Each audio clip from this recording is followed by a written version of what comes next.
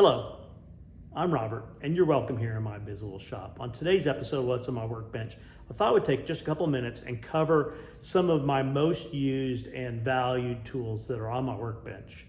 And I'm going to stick with my top 10, but some of it's like top 10 by group, because in my stitching chisel, there's 8 different chisels here that I use depending on the size of the stitch. So I hope you enjoy following along. I'll review these tools, and if there's any questions on them, where I purchased them, prices, just put it in the comments and I'll make sure to address that. I'm not sure that I'll get everything covered on it in the detail that you're looking for, so happy to answer questions. So these are the top 10 tools. Now, there's more than 10 tools here because there's like 4 in each of these sets of the stitching chisels.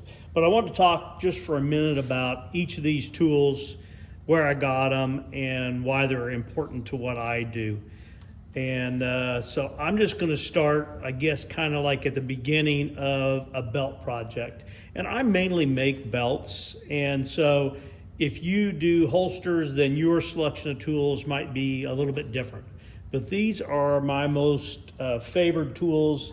They end up in my hand every day, and so I'll just go through it. So the first one is the strap cutter. Now, you can buy an expensive strap cutter out there, I'm sure, that's a lot more than this one is. But this one here does a good job. The blade lasts a pretty long time, and it's pretty adjustable. So I use this to cut the straps that I make my belts out of. And so the first one I'll talk about, I'm just going to go in the order in which I use them in making a belt. So the first thing obviously is to cut the strap to width for the belt. And I do a 2-layer belt, so it'd be 2 straps for each belt. And it's just a craft tool strap cutter that I've got here. I've got another brand strap cutter that I recently acquired here, and it works well too. But it's interesting. I watched some people using these, and they've taken them apart. This notch area here is supposed to be on this side so that when you're pushing the strap through, it doesn't catch there as it would here as easily, set back a little bit. So anyway, a little bit of practice with it and able to cut very nice straps. So once I get the strap cut and I get it layered up, then I'll end up in the punches and chisels. And so this is an English point. I've got 2 different style English points here. This one's from BHT, and this one here most people probably recognize as a S.Osborne. They both do a good job for me. They stay very sharp.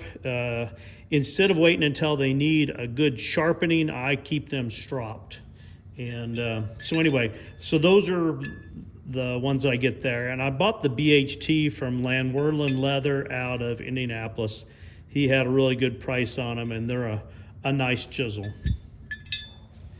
The bag punch, this is a S.Osborne as well. And I use this one here a lot. It's an 1.5-inch bag punch, and that's what I typically use to install the buckle. And that's just a round end. So next, once I have the strap cut to length and the tips on it, then I will use my edging tools. And I bought this set of tools here. I started off with a craft tool set, but I ended up buying these from Toby at Ron's Tools. And these are just a dream to use. They do a really good job. They sharpen and hone very easily. And I've ended up, I use the 2 and the 3 the most, which is this one and this one. The 4 I've recently bought. I need to practice more with it. I have a harder time making it smooth as a cut with that. And if you're doing wallets and such, the number 1 works nice with that. And they just fit the hand really nice. And so these are the next tool that I use on the belt. And there's information here for Toby at Ron's Tools.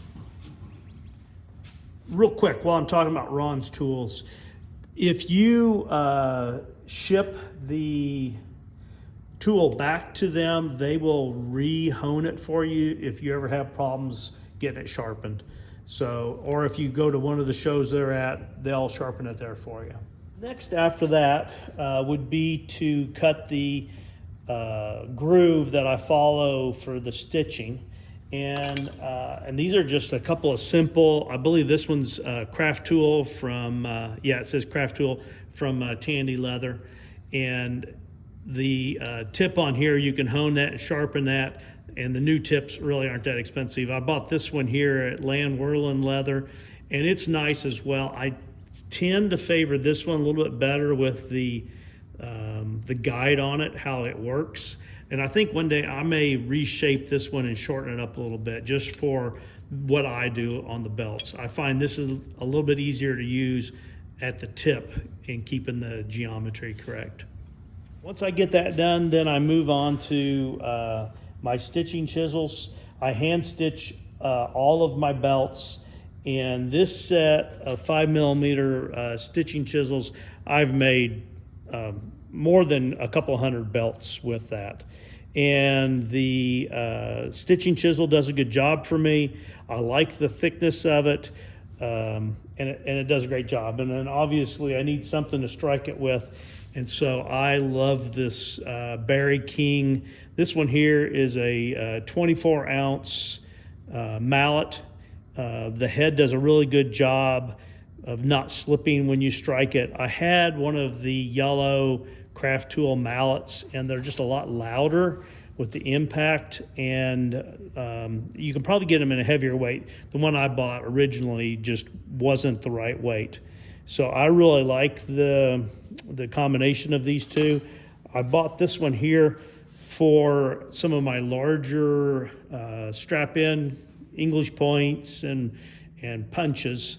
This one here is a 32 ounce as opposed to 24 ounce, so just a little bit heavier and gives a nice heft for driving that tool. After I've got the holes in, the next thing I need to do is to do the stitching. And I use the John James needles.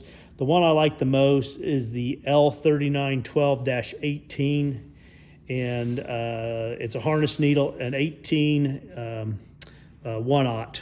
And I like the thinness of it, and they're really tough. I bought quite a few needles when I first started because I figured I would have to go through them, and I did break a few of the needles that I bought at a local distributor. They weren't John James needles, but I've been using the same set of needles in this for more than a year now.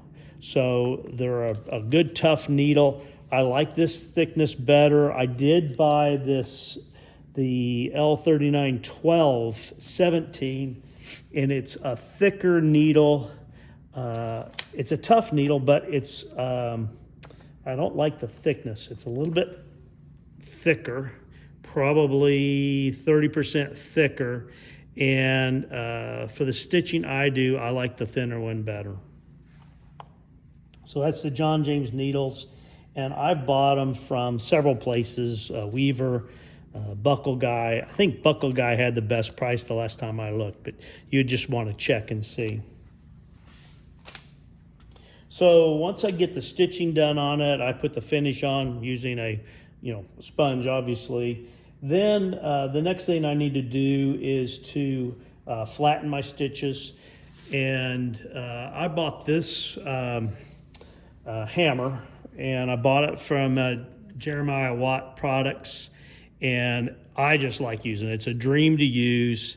It's finished very nicely. Got the rosewood handle in it, and it was a splurge when I bought it, but I really enjoy that.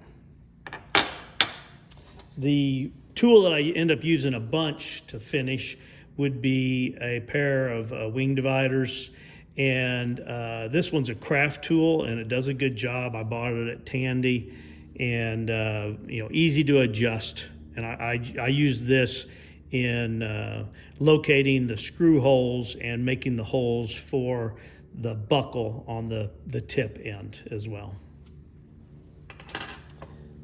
This is the Weaver tool that I use to make the holes for my belts.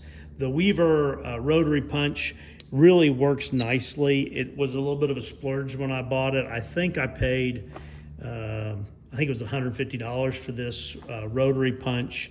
Make sure that when you get it that these are tight and snug so they don't rotate. When I first got it, I would put it in the leather and I would rotate to make sure it's cut. And what had happened was these weren't tight enough and it was rotating against the brass here, and it ended up chipping the tube. So I had to replace some of these tubes as a result of that. So you want to make sure that it's done that way. But this tool here has made a couple of hundred belts, and I really like it. Wouldn't change really anything about it. It works very nicely. The last thing that I do is I mark my belt, and this is how I sign my belt, is I use this punch here. It's got my information on it, and I strike it obviously with the mallet. Tim Purdy did a really good job of helping me to design my maker's mark, and recently I purchased, for smaller ones, just the center part of my maker's mark. So that's my brand, the RL, and I had that made just to mark narrower straps. This is an inch across, or it's actually like 7/8, but it doesn't fit nicely on a 1-inch belt. So I bought this mainly for marking smaller products. And then I had him make this one here as well.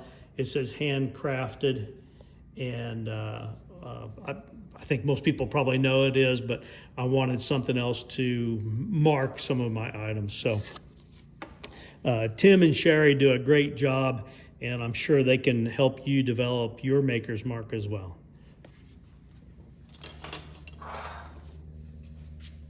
So I hope that helps. I know when I first started leathercraft and I would go into a leatherworking store, the first one I visited was a Tandy store.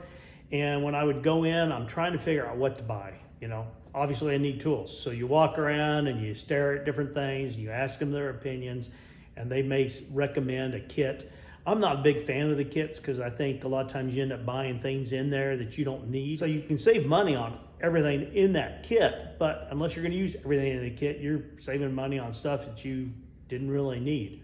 So this is what I use on making belts, and it obviously ends up used on a lot of different projects as well, but this is what I use on a daily basis. So I hope you enjoyed following along. Please like, share, and subscribe, and more importantly, have a great day. Thanks.